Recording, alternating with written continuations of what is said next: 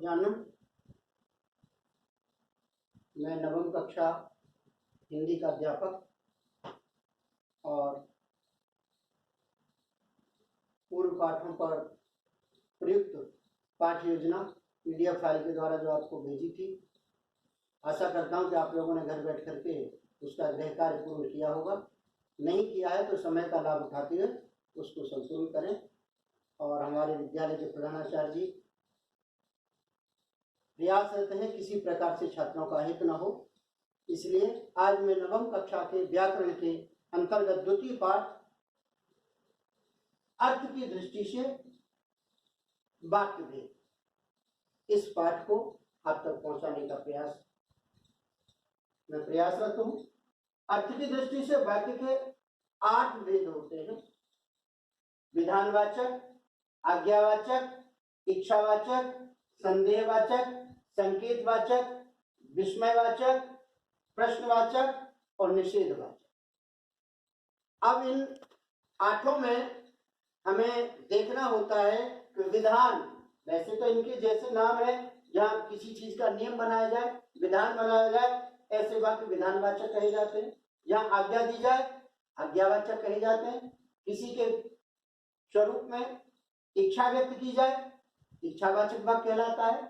कहीं संदेहास्पद स्थिति हो वहां संदेहवाचक वाक्य कहलाता है। संकेत, किसी को कोई संकेत दिया जाए संकेतवाचक वाक्य कहलाता है। जहां विस्मय हो, आश्चर्य हो, उसे विस्मयवाचक कहते हैं। और जहां पर किसी से प्रश्न किया जाए ऐसा वाक्य प्रश्नवाचक, और जहां पर निषेध, नकारात्मकता प्रस्तुत की जाए उसे निषेधवाचक वाक्य कहते हैं।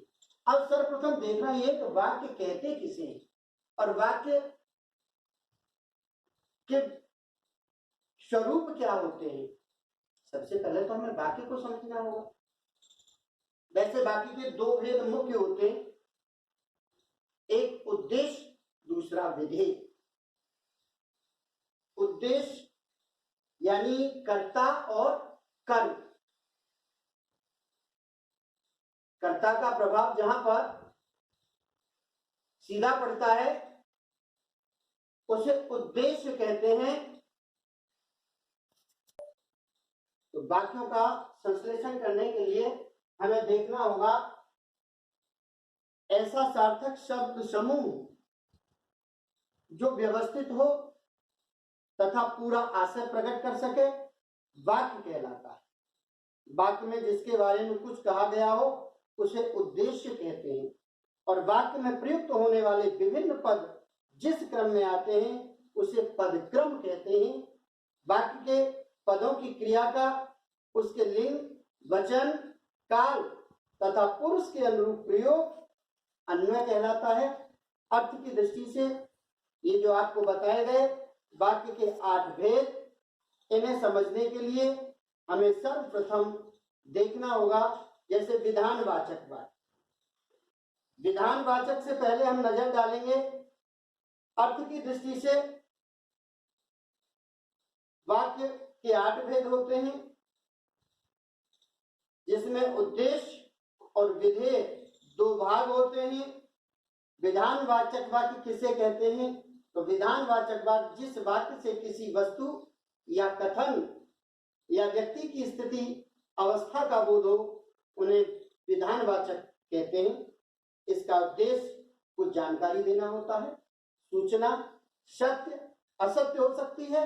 यह विधान भूत, वर्तमान, भविष्य किसी भी काल में हो सकता है।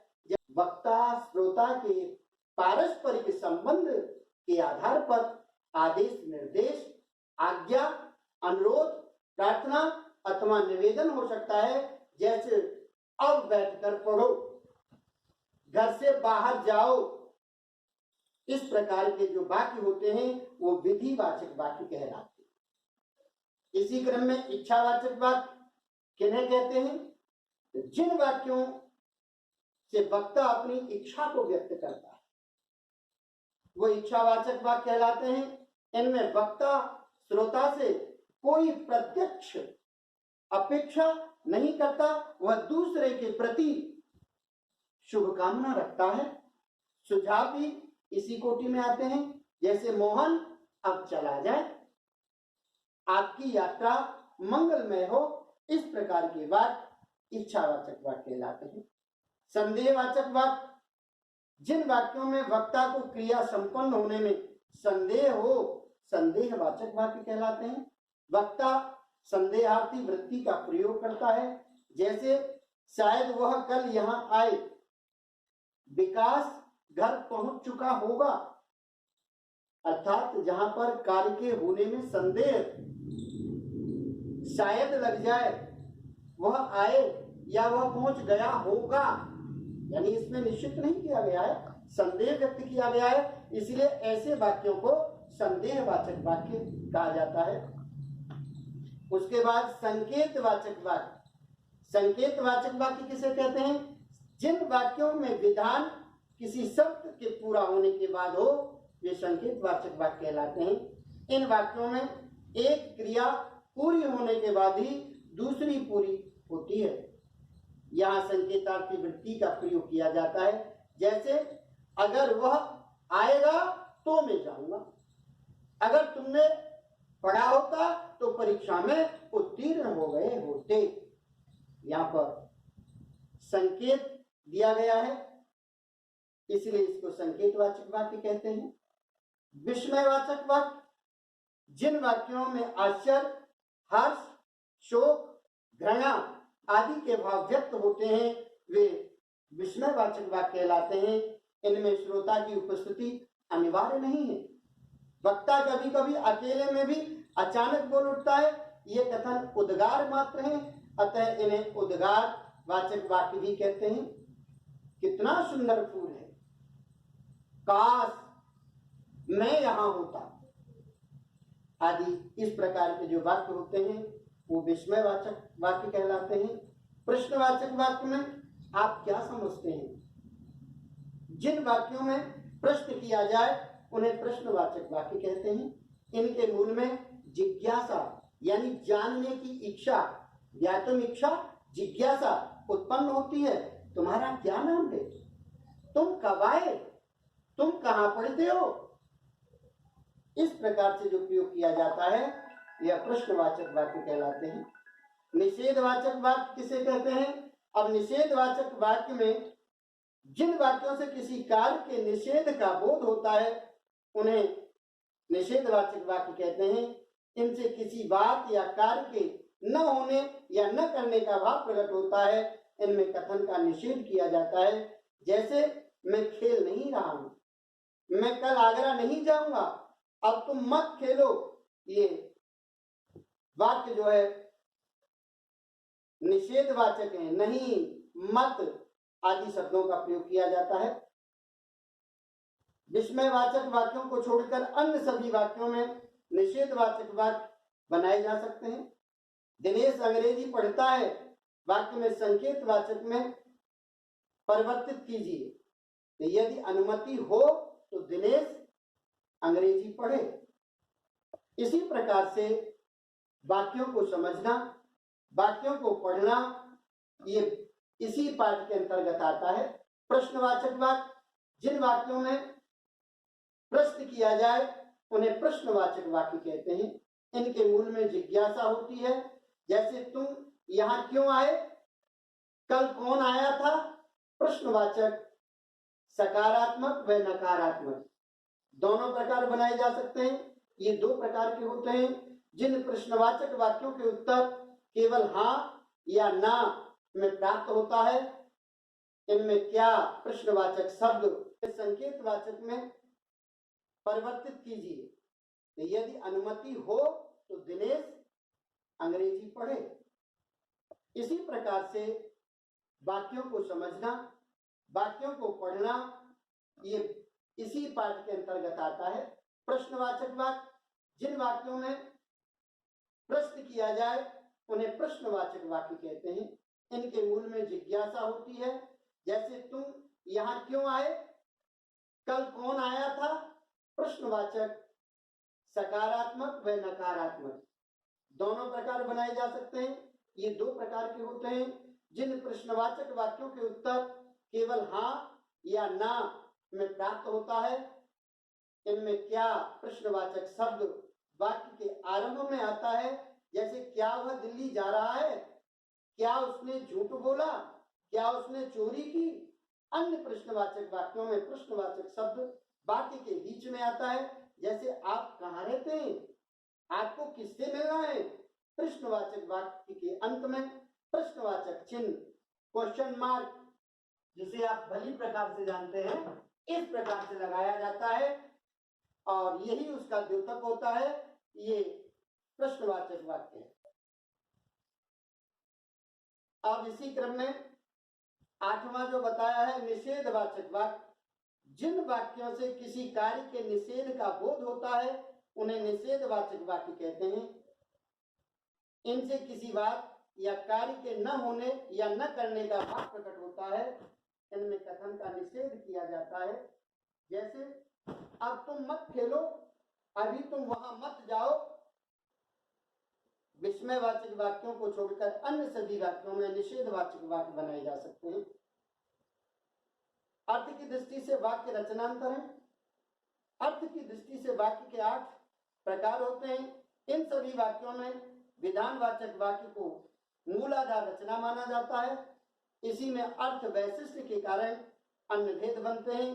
किसी भी विधानवाचक वाक्यों को सभी प्रकार के अर्थों में प्रयुक्त किया जा सकता है। विधानवाचक वाक्य, सोनिया नवी कक्षा में पढ़ती है। प्रश्नवाचक, क्या सोनिया नवी कक्षा में पढ़ती है। निषेधवाचक, सोनिया नवी कक्षा में नहीं पढ़ती है। आज्ञावाचक के लिए, सोनिया तुम नवी कक्षा में पढ़ो। विस्मयवाचक, क्या सोनिया नवी कक्षा में पढ़ती है। इच्छावाचक, काश सोनिया नवी कक्षा में पढ़ती। संदेहवाचक, सोनिया नवी कक्षा में पढ़ती होगी। संकेतवाचक, यदि अनुमति मिले तो सोनिया नवी कक्षा में पढ़े। वाक्य रचनांतरण की प्रक्रिया इस प्रकार होती है। नंबर 1, प्रश्नवाचक वाक्य बनाने के लिए क्या, कौन, कब, कहां, किधर, कैसे, किस लिए, किस कारण आदि का प्रयोग किया जाता है तथा वाक्य के अंत में प्रश्नवाचक चिन्ह लगाया जाता है। यथा, क्या तुम आओगे, तुम कहां जाओगे। यदि वाक्य में जिज्ञासा है तो वाक्य के आरंभ अंत में क्या का प्रयोग होता है। जैसे मोहन क्या पढ़ रहा है, क्या मोहन पढ़ रहा है। निषेधवाचक वाक्यों में अंतरण करते समय न, नहीं और मत का प्रयोग किया जाता है। नहीं का प्रयोग प्रायः हर स्थिति में होता है, परंतु मत का प्रयोग निषेधात्मक विधि से आज्ञा में होता है। जैसे वह जाता है, वह नहीं जाता, तू मत जा। संदेहवाचक वाक्य शायद का प्रयोग करके पहचाना जा सकता है। जैसे सविता किताब पढ़ती है। शायद सविता किताब पढ़ रही होगी, ये संदेहवाचक हो गया। सविता किताब पढ़ती है, ये विधानवाचक हो गया। संकेतवाचक वाक्य में यदि अगर शब्दों का प्रयोग करके पहचाना जा सकता है, जैसे विकास किताब पढ़ता है, विधानवाचक। और संकेतवाचक में विकास किताब पढ़ता तो, इस प्रकार का प्रयोग करते हैं। इच्छावाचक वाक्यों में मेरी इच्छा है कि मैं चाहता हूं कि वे चाहती हैं आदि शब्दों में प्रयोग किया जा सकता है। जैसे विकास किताब पढ़ता है, विधानवाचक। मेरी इच्छा है कि विकास किताब पढ़े, ये इच्छावाचक। विस्मयादिवाचक वाक्य में परिवर्तन करते समय पहले विस्मयादि बोधक शब्द का प्रयोग करना चाहिए। जैसे बारिश हो रही है, ये विधानवाचक है। यहाँ पर अरे बारिश हो रही है, ये विस्मयादिवाचक।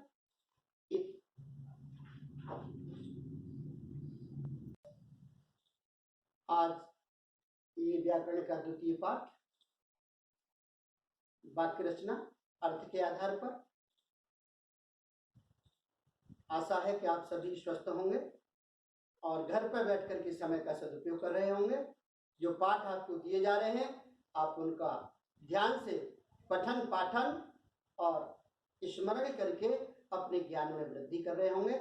आप स्वस्थ रहें और मस्त रहें, और जब भी इस वैश्विक बीमारी से, आपदा से मुक्ति मिले, विद्यालय में सभी लोग आए और मिल करके अपने ज्ञान को प्रतिवर्धित करें। इसी आशा के साथ मैं आज यहाँ पर विश्राम देता हूँ। ये द्वितीय पाठ की इति।